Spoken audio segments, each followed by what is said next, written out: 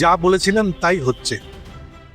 ডাকসুর পরে এবার জাকসু ইলেকশন, জাহাঙ্গীরনগরের ইলেকশন, খুবই ভয়াবহ অবস্থা। তারেকের বুদ্ধি দেখেন, তার পরিকল্পনা হলো জাহাঙ্গীরনগরের মাস্টারদেরকে হাত করে, ভাইস চ্যান্সেলর তো তাদেরই বসানো, এইবার মাস্টারদেরকে হাত করে তারা ইলেকশনটা করে ফেলবে বিএনপিকে জিতে আনতে। মানে এই চিন্তাটা একটা গাধা চিন্তা বললেও আমরা এই ডাকসু নির্বাচনে সরাসরি কোনো দলের পক্ষে যেতে চাইনি। ডাকসু নির্বাচনের আগে আপনাদের যে ক্যাম্পেইন, এই গেল 1 মাস ব্যাপী, এই ক্যাম্পেইনে আপনারা একটা জিনিস পরিষ্কার করেছেন যে এই দেশকে আপনারা আবার সেই আওয়ামী লীগের মতো বিভাজনের রাজনীতির দিকে ঠেলে দিতে চান। আমার তো ভাই বিএনপি নাই, জামাত নাই, আমি তো কোনো দল করি না। আমার দল একটা, আমি আগে বলেছি আমি অ্যান্টি ইন্ডিয়ান। আপনি সেই ইন্ডিয়ানকে যখন, ইন্ডিয়ান ন্যারেটিভকে যখন আপনি প্রতিষ্ঠিত করতে যাবেন, আপনি যেই হন, আমার বাপ হইলেও আমার যায়ও না আসেও, আমি তার বিরুদ্ধে অবস্থান নেব। যা মন চায় করতে পারেন, মায়েরা ফেলতে পারেন, যা মনে চায় করেন, কোনো সমস্যা নেই। এই যে নির্বাচনে দেখেছেন না, সাদিকের পক্ষে অবস্থান নিয়েছে শেষ পর্যন্ত। বলি, নির্বাচনটা শেষ হওয়ার পরে আজকে 4-5 দিন হলো, সাদিক কায়েম এখন পর্যন্ত 1 মিনিট সময় পায়নি আমার একটা কল দিতে। জাহাঙ্গীরনগর বিশ্ববিদ্যালয়ের মতো একটি জায়গায় যেখানে ছাত্র শিবিরের নাম শুনলে পাখির মতো গুলি করে মেরে ফেলা হয়, অথচ অতিথি পাখি যারা আছে সে সকল অতিথি পাখি মারলেও তাদের বিচার হয়, কিন্তু ইসলামী ছাত্র শিবির যে করে তাকে যদি পিটিয়ে মেরে ফেলা হয় তারপরেও তার বিচার হয় না। সেই জায়গায় দাঁড়িয়ে আজকে আমরা ইসলামী ছাত্র শিবির একটি পূর্ণাঙ্গ প্যানেল দিতে পেরেছি। সেই প্যানেলে আমরা 25 জনের মধ্যে 20 জন আলহামদুলিল্লাহ জয়লাভ করতে পারছি। সৎ মানুষেরা দেশ পরিচালনা করলে 5 বছরে সোনার বাংলাকে সোনার দেশ বানানো সম্ভব বলে হিজাব স্লোগান আজকে জাহাঙ্গীরনগর বিশ্ববিদ্যালয়ে এজিএস পাশ করেছে হিজাব পরা মেয়ে। ঢাকা বিশ্ববিদ্যালয়ে ছাত্রী সংস্থার সভানেত্রী সাবিকুন নাহার বিজয়ী হয়েছেন সদস্য পদে। ঢাকা বিশ্ববিদ্যালয়ের 4টি মেয়ে, জাহাঙ্গীরনগর বিশ্ববিদ্যালয়ের 6টি মেয়ে, টোটাল 10টি মেয়ে ছাত্র শিবির থেকে 2টা বিশ্ববিদ্যালয়ে বিজয়ী হয়েছে। জামাতে ইসলাম একটা চিতাবাঘ, জামাতে ইসলাম একটা চিতাবাঘ। কে কথাটা বলছে জানেন? সাবেক রাষ্ট্রদূত ভারতের। চিন্তায় পড়া গেছে তো, মিটিং এ বসে গেছে। কি হইল এটা, কেমনে হইল? শিবিরের উত্থান, এইটা তারা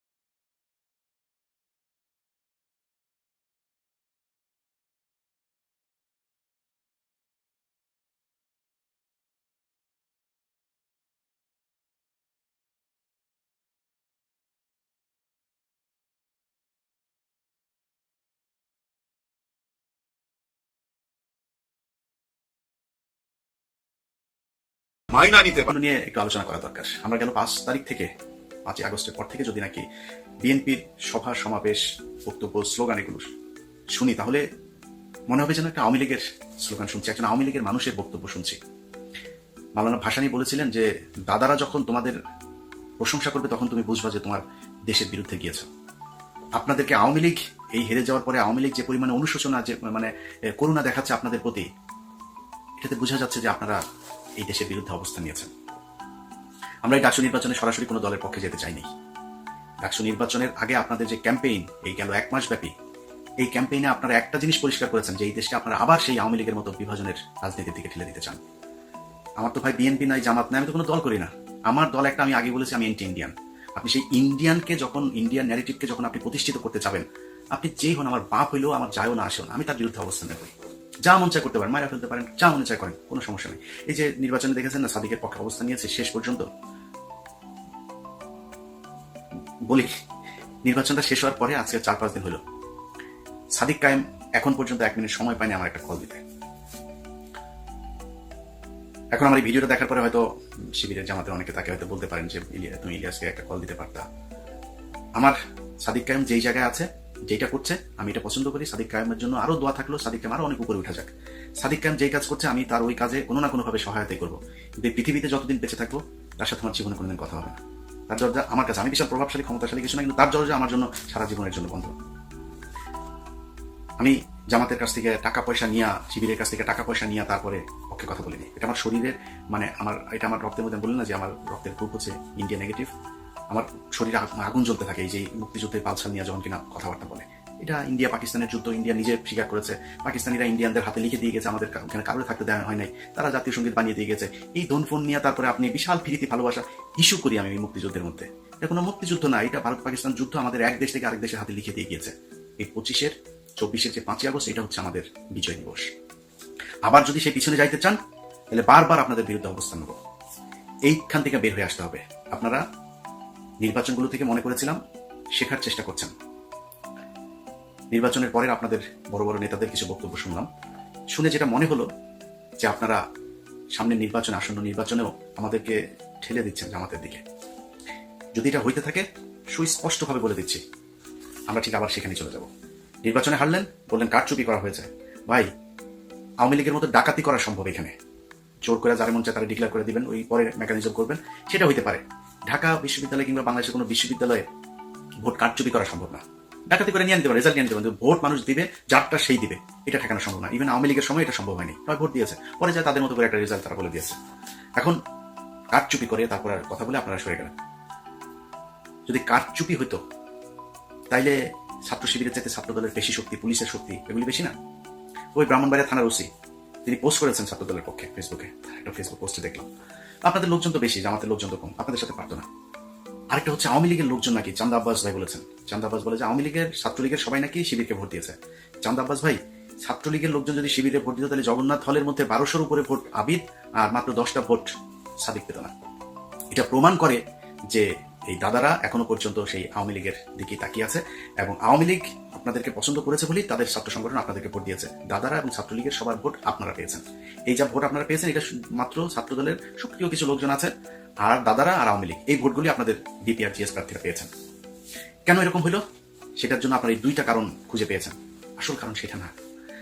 5 তারিখের আগে ছাত্রলীগ এই বিশ্ববিদ্যালয়গুলোতে এমন কিছু নাই যেটা করে নাই, সেই একই কাজ আপনারাও করেন নাই।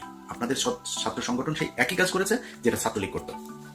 এই জন্য তো এতগুলো মানুষ মারা যায় নাই। এই দেশের ছাত্র সমাজ, সাধারণ মানুষ আগের রাজনীতি সহ্য করবে না। ছাত্র শিবির কি করেছে? তারা যখন দেখেছে যে তাদের এখানে থাকা সম্ভব না, তারা গুপ্ত রাজনীতির কৌশল বেছে নিয়েছে।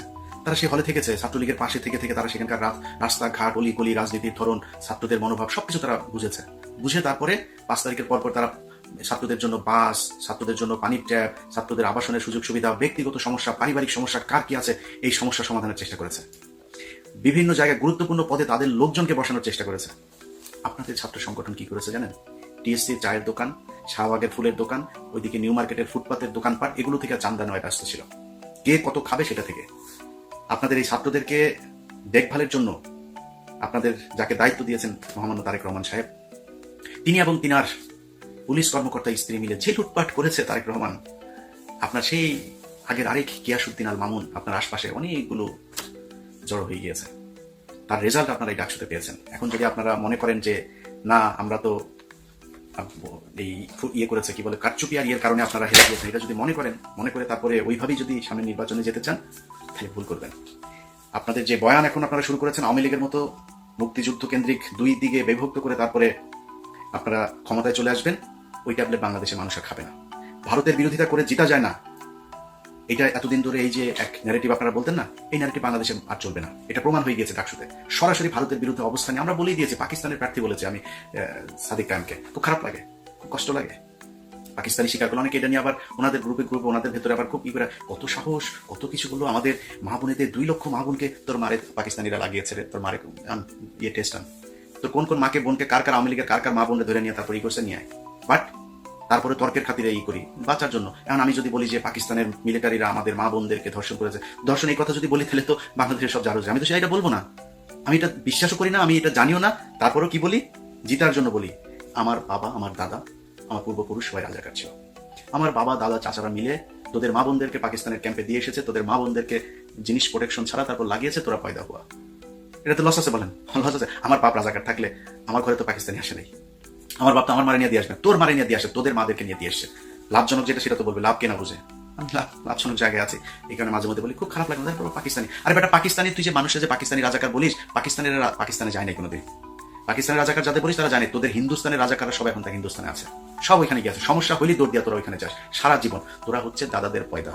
এই দাদারা তোদেরকে বর্ডারের ওই পারে গিয়েছিলি, তারপর ওইখানে যাওয়ার পরে তোদেরকে প্রোডাকশন দিয়ে দিয়েছে, এখনো তোরা সেই রক্তের টান ভুলতে পারিস না। তো এই দাদাদের যেই রক্তের টানে যারা এই দেশে রাজনীতি করে তাদের সংখ্যা কিন্তু কম, খুব কম সংখ্যক লোকজন এই আপনাদেরকে ভোট দিতে পারবে, যাদের ভোট আপনারা নিতে চাচ্ছেন। এর বাইরে কিন্তু আর কারো ভোট পাবেন না। অতএব ওই ন্যারেটিভ থেকে আপনাকে বের হয়ে আসতে হবে। বিএনপি যদি মনে করে যে শুধুমাত্র আমরা আওয়ামী লীগের মতো এই পলিসি খাটায় তারপরে নির্বাচনে গিয়ে পাশ করে আসবো, তাহলে বিএনপিকে মাথায় রাখতে হবে তাদের অবস্থা, তাদের ভবিষ্যৎ এই আওয়ামী লীগের যা হয়েছে সেরকমই হবে। সিদ্ধান্ত আপনাদের, সিম্পল, খুবই সিম্পল ইকুয়েশন, যেটা আপনারা মেনে নিতে চান আপনাদের সিদ্ধান্ত। জামাতে ইসলাম একটা চিতাবাঘ। জামাতে ইসলাম একটা চিতাবাঘ। কে কথাটা বলছে জানেন? সাবেক রাষ্ট্রদূত ভারতের। চিন্তায় পড়ে গেছে তো, মিটিং এ বসে গেছে। কি হইল এটা, কেমনে হইল? শিবিরের উত্থান এটা তারা মাইনা নিতে পারতেছে না, বসে গেছে মিটিং এ।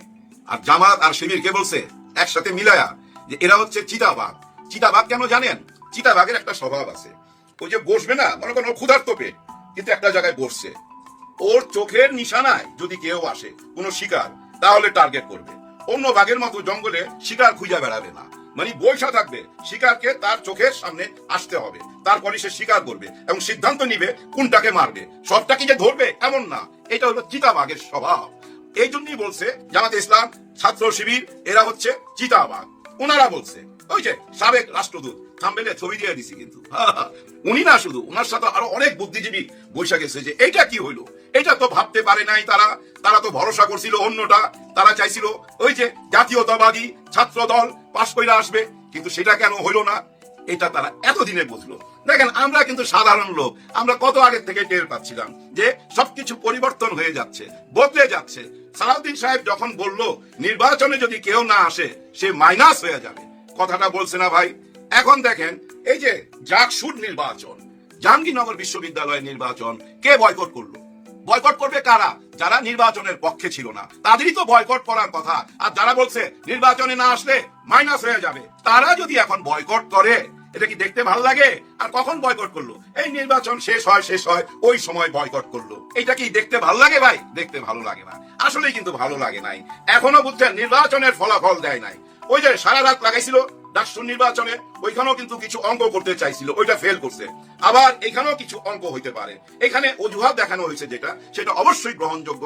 দেখেন ভাই, প্রকৃতির একটা ব্যাপার আছে, নেচার কি চায়। এই যে দুনিয়াতে আমরা আছি, বাতাসে নিঃশ্বাস নিতেছি, ফ্রি অক্সিজেন নিতেছি, কিন্তু কিছু ব্যাপার তো চোখের সামনে ফুইটা উঠে, ওইটা বিচার করার ক্ষমতার জন্য মাথার মধ্যে মগজ দিছে। ওই মগজ দিয়ে তো আপনাকে চিন্তা করতে হবে, তাই না? ঘটনাটা কি? জাকসুর নির্বাচন এই যে কিছুক্ষণ টাইম স্থগিত আছে, থেমে আছে, ফলাফল দিচ্ছে না, এটার কারণ হিসাবে ওনারা বলছে যে একজন শিক্ষিকা মারা গেছেন। হ্যাঁ ভাই, আল্লাহ ওনাকে বেহেশত নসিব করুক, কিন্তু আমি যেটা বলতেছিলাম, এই যে দুনিয়া থেকে অনেক কিছু শিকার আছে। দেখেন ওনার ইন্তেকাল হইলো কখন? নির্বাচন চলাকালীন। কোথায়? জাহাঙ্গীরনগর বিশ্ববিদ্যালয়। ঢাকা বিশ্ববিদ্যালয় কি হয়েছিল? একজন সাংবাদিক ভাই কর্মরত অবস্থায় উনিও পৃথিবী থেকে বিদায় দিছে, আল্লাহ উনাকেও বেহেশত নসিব করুক। এই যে দুইটা ঘটনা পর পর, এটার মানে কি জানেন? এটা একটা ইঙ্গিত যে নির্বাচনের সময় আসে নাই, বাড়াবাড়ি করিস না, আগে সব কিছু ঠিক কর, তারপরে নির্বাচনে যা। আগে রাস্তা ঠিক কর, রাস্তা ঠিক না কইরা রোড ম্যাপ দিলে কি হবে? ওই রাস্তা যে এত গর্তের মধ্যে পড়বেন, যে গর্তের মধ্যে এখন পড়া গেছে। দেখেন আজকে কিন্তু মির্জা ফখরুল সাহেব বলছে চাকসুর নির্বাচনে আমরা যাব কিনা ভাবতে হবে। ডাকসুর পর জাকসু, এরপরে চাকসু, রাকসু, অল নির্বাচন চলে আইছে, কিন্তু নির্বাচনের জন্য আপনারা প্রস্তুতি নেন নাই বলেই বলতেছেন যে আমরা যাব কিনা ওই চাকসুর নির্বাচনে ভাবতে হবে। আপনারাই বলেন নির্বাচনে না আসলে মাইনাস হয়ে যাইবা, আর আপনারাই বলেন এখন নির্বাচনে যাব কিনা ভাবতে হবে। অনেক রকম অজুহাত দেখাচ্ছে। ওনাদের সবচেয়ে বড় অজুহাত, বাংলাদেশের সমস্ত বিশ্ববিদ্যালয়গুলা এই যে ছাত্র শিবির ভিতরে তলে তলে দখল কইরা নিছে। এই যে তলে তলে দখল কইরা নিছে, তখন আপনারা উপরে কি করতেছিলেন? উপর দিয়া যা করিতেছিলেন তারা তো তল দিয়াও করিতে পারিতেন, তল দিয়া কেন করিলেন না? এই রাজনীতি তো আপনারা নতুন না তো ভাই, 40-45 বছর তো পার হয়ে গেছে, আর ইনারা তো নতুন নতুন ভাই, একেবারেই নতুন। আর ইনারা কেমন নতুন জানেন? ওনারা এই 77 সাল থেকে প্রতিদিনই নতুন হচ্ছে। এই যে আজকের দিন চলে গেল না, আগামীকাল আবার নতুন হয়ে যাবে। ওই যে বলে গুপ্ত, হ্যাঁ, এই গুপ্ত জায়গায় কি থাকে? গুপ্ত ধন থাকে। ওই গুপ্ত ধন একটা একটা করে বাইরে হয়ে আসতেছে। যেমন শিশির মনির সাহেব, একটা গুপ্ত ধন আপনারা দেখতে পাইছেন। যেমন মির্জা গালিব সাহেব, যেমন মাসুদ সাহেব, এরকম 2-3টা তো দেখতে পাইছেন গুপ্ত ধন। আরো আছে ভাই, আরো আছে, সামনে আসতে থাকবে। সবচেয়ে বড় গুপ্ত ধন সাদিক কাইয়ুম, হায় এ তো আগুন জ্বালিয়ে দিবে। দেখেন কি মাথার ব্রেন, কত ঠান্ডা মাথায় চলাফেরা করতেছে। এ ভাই, এভাবেই চলাফেরা করতে হবে, অহংকার আনা যাবে না। ওই মধুর ক্যান্টিনে বসে চা খাইতে হবে, ওই রাস্তা দাঁড়ায় কথা বলতে হবে, গাড়িতে চড়ার দরকার নাই। আগে যেভাবে ছিলা ওইভাবেই থাকতে হবে, ওইভাবেই থাকলে সবার কাছে গ্রহণযোগ্যতা পাবা। আগামী নির্বাচন না, যত নির্বাচন আসবে তোমরাই পাস করবা। কারণ কি ভাই জানেন, আপনি কেমন পুরুষ এটা কে বলতে পারবে জানেন? একজন নারী। হ্যাঁ, আপনি কেমন পুরুষ এটা শুধু একটা নারী বলতে পারবে, আর কেউ বলতে পারবে না। আর নারীদের ভোট দেখেন, ছাত্রীদের ভোট কোন দিকে গেছে? সালেক কাইয়ুমের দিকে গেছে। এইটাতেই বুঝা নেন ও কেমন মানুষ। আর এই মানুষটাকে দেখাই দাদাদের বিচি কান্দে উঠে গেছে। হায় হায় হায়, এই তো দেখি আবার সেই মৌলবাদীর উত্থান। হ্যাঁ, ওই যে বলছিল মৌলবাদী, হ্যাঁ, লন্ডন থেকে যেদিন মৌলবাদী বলছিল, এই মৌলবাদী শব্দটাকে এখানে জুনিয়ররা ক্যাশ করছে, কর্মীরা ক্যাশ করছে। ওইখানে ক্যাশ করতে যায় বলছে একটা শিবির ধর, আর এই কর, আরো অনেক রকম কথা। আর রাজাকার, আল বায়দার, স্বাধীনতা বিরোধী, ৭১-এর বিপক্ষের শত্রু, এদেরকে ভোট দেওয়া যাবে না। এই কথাগুলা বইলা মানুষের কাছে বুঝছেন খেলার পাত্র হয়ে গেছেন তো আপনারা। সত্যি সত্যি মানুষের মন কেন বুঝতে পারেন না? মানুষ নিয়েই তো আপনাদের উঠা বসা, মানুষ নিয়েই তো খেলা, তাই না? মানুষের মন বুঝতে হবে। মানুষ তো চাচ্ছিল নির্বাচনটা কিছুদিন পরে হোক, আগে জুলাই গণ অভ্যুত্থানের স্বীকৃতি চলে আসুক, এবং কি সিস্টেমে নির্বাচন হবে। অতীতের সিস্টেমে গেলে তো আর কোনো চেঞ্জ আসলো না, নতুন বাংলাদেশ হইলো না। তার মানে কি নতুন কিছু করতে হবে। ওই রোড ম্যাপটা তো তৈরি না কইরাই সবাই নির্বাচন করতেছিল। এবং দেখেন এই সরকার গঠন হওয়ার পরই নির্বাচন চাই যে শুরু হয়েছে, আজ পর্যন্ত ওই নির্বাচন চাই। এখন বলতেছে নির্বাচনে যাব কিনা, মানে চাকসুর নির্বাচনে যাব কিনা ভাবতে হবে, কারণ এখন শিবির নাকি সবকিছু দখল করে ফেলাইছে। তাহলে আপনারা কেন দখল করতে পারলেন না? আপনারাই তো ২ নম্বর শক্তি। ১ নম্বর শক্তি আওয়ামী লীগ, সবাই জানে। ২ নম্বর শক্তিকে বিএনপি। কে না জানতো আওয়ামী লীগের পতনের পর এই বিএনপি দেশ চালাবে? পাগলও জানতো, জানেন, রাস্তার যে পাগল সেও জানতো। কিন্তু আজকে যায় ওই পাগলকে জিজ্ঞাসা করেন, এই পাগল তুমি বলো তো আগামীতে কি নির্বাচনে বিএনপি আসবে? পাগল দেখবেন নাচতে নাচতে বলবে ওনারা নির্বাচন পিছাবে। হ্যাঁ, দেখেন এই যে ফেব্রুয়ারিতে যে নির্বাচনটা আসতেছে, এই নির্বাচনটা ওনারা পিছাইতে চাইবে। আমার মনে হয় এই জন্যই সরকারের পক্ষে থেকে ওই যে শফিক সাহেব বারবার চাপ দিয়া বলতেছিল নির্বাচন হবেই, তারই ক্ষমতা নাই নির্বাচন পিছাবে, এবং সালাউদ্দিন সাহেব বলতেছিল তারও ক্ষমতা নাই নির্বাচন পিছাবে, নির্বাচন হইতেই হবে, যারা নির্বাচনে না আসবে তারা মাইনাস হয়ে যাবে। মাইনাসে প্লাস হয়, এটাও তো মনে রাখতে হবে। ওনারা ওইটাকে প্লাস করে ফেলাইছে। হ্যাঁ, যেটাকে আপনারা মাইনাস করতে চাইছেন ওইটা প্লাস করে ফেলাইছে। জাহাঙ্গীরনগর বিশ্ববিদ্যালয় থেকে যে ফলাফল আসবে এটা পাবলিক এখন জানে, বুঝা ফেলাইছে পাবলিক কি হবে, ওই ডাকসুর মতো হবে, সব জায়গায় একই কাজ হবে। কারণ কি ভাই ব্রাদার জানেন, এই যে ৫ই আগস্টের পর আমরা তো সারা দেশ নিয়ে খালি খুঁজে বেড়াইতেছি কোথায় কি ঘটতেছে, কিন্তু এই যে ছাত্রদের আবাসিক এলাকায়, এই যে ছাত্রদের হোস্টেল, এই হোস্টেলে কি ঘটতেছিল? ওইখানে তো ভাই অনেক ছাত্রলীগের ছেলে পেলে ছিল। সবাই কি ভাই খারাপ? নিশ্চয়ই সবাই খারাপ না। অনেকে জানেন ভর্তির হওয়ার জন্য, ভর্তির কারণে ছাত্রলীগে ঢুকে। যেমন আমি নিজে, আমার 3rd ডিভিশন ছিল, এই যে তিতুমি কলেজে ভর্তি হইতে পারতেছিলাম না, 3rd ডিভিশন নেয় না তৎকালীন ম্যাট্রিক পরীক্ষায়। আমি গেছি এই ছাত্রলীগের কোটায়। হ্যাঁ, এই ছাত্রলীগের কোটায় আমার একটা বন্ধু ছিল বরিশাল্লা মালেক, আর আমি নোয়াখাইলা মালেক। ও আমাকে এই লাইনটা কইরা দিছে। ওর পরে না ওই যে ছাত্রলীগের মিটিং হইলে, মিছিল হইলে পিছে ঘুরতাম, বড় ভাইদের পিছে ঘুরতাম। এই কথাগুলো এই জন্য বললাম, এই যে বলে না সার্জিস ছিল ছাত্রলীগে, এরা গুপ্ত ছাত্রলীগ এখন মুখ বাইর করতেছে। ভাই ওইভাবে ঢুকছে, ঢুকার পর তাদের ভিতরে পরিবর্তন আসছে। তারা যখন দেখলো বিশ্ববিদ্যালয়ের লাইফ কি, এখানে কি হইতাছে, হ্যাঁ এখানে তো জোর কইরা নিয়ে মিটিং এ ঢুকায়, জোর কইরা মিছিলে লইয়া যায়, জোর কইরা মধুর ক্যান্টিনে খায়া পয়সা না দিয়া চলে যায়, জোর কইরা এরে মারে ওরে ধরে, এবং ওই রাস্তাটার মধ্যে ছিনতাই হতো, বিশ্ববিদ্যালয়ের রাস্তার মধ্যে ছিনতাই হতো। ওই ছিনতাই সাথেও ছাত্রলীগের অনেক পোলাপান এক সময় ধরা পড়ছে। এখন দেখেন ছাত্রলীগ আর ছাত্র দল শুনতে খুব কাছাকাছি না? অনেক কাছাকাছি ব্যাপার। যেমন ছাত্র শিবির, ওইটাও কাছাকাছি, যার জন্য ওরা একটা ঐক্য নাম দিয়ে অন্যদিকে নিয়ে গেছে, ছাত্র শিবির নামটা সরাইয়া দিছে। কারণ ওরা বুঝাইতে চায় নাই যে আমরা কোন দলের অধীনে, মানে জামাতে ইসলামের অধীনে আমরা না, ওইটাই কিন্তু বুঝাইতে চাইছে। কিন্তু ছাত্র দল যে বিএনপি জাতীয়তাবাদী ছাত্র দল, এটা তো রয়ে গেছে। আর ওই ইমেজটা সারা দেশে তো ভাঙতে পারেনি নাই, এই ইউনিভার্সিটির হোস্টেলও ভাঙতে পারেন নাই। আপনারা তখন মানে 5ই আগস্টের পরে আপনারা ওইসব নিরহ ছাত্রলীগের পোলাপানকে ধইরা অপমান অপদস্থ করছেন, উত্তম মধ্যম দিছেন। আর ওই টাইমে আইসা কারা বাঁচাইছে? ওই যে গুপ্ত ছাত্র শিবির, গুপ্ত ভাবে গোপন ভাবে বড় ভাই সাইজা বুঝাইছে আপনাদেরকে যে ওরা তার কারো উপরে জুলুম করে নাই। এই যে একটা উপকার করলো না, ওই একটা উপকার তার দেশের বাড়িতে সে তার মা বাবাকে বলছে, ওই উপকারের কথা বন্ধু বান্ধবকে বলছে। এইভাবে অনেকেই উপকার নিছে। আপনারা কি করছেন? ওই যে পানির ফিল্টার ভাঙ্গা ফেলাইছেন। দেখেন এই যে 5ই আগস্টে আবার আসলো, ওই টাইমে তারা পুরা 5ই আগস্টটাকে তুলে ধরলো কত আধুনিক ভাবে, তাই না? একটা মিউজিয়াম বানায়া সবকিছু মানুষকে যখন বুঝাইতেছিল, তখন আপনাদের একজন কর্মী ওই যে শাহবাগের ওইখানে গিয়া মৃত্যু হইলো, বাইক নিয়ে গেছিল কোথায়, যেখানে নেশা পানির জিনিস বিক্রি করে, ওইখানে তার মৃত্যু হইলো, মনে আছে? তখন আপনারা ওইটা নিয়ে প্রতিবাদ করলেন, মিছিল করলেন, ভিসির পদত্যাগ চাইলেন, ইউনিভার্সিটি অস্থির করে ফেলাইলেন। কেন আপনারা তখন নির্বাচনটা মাথায় নিলেন না? যে নির্বাচন তো সামনে,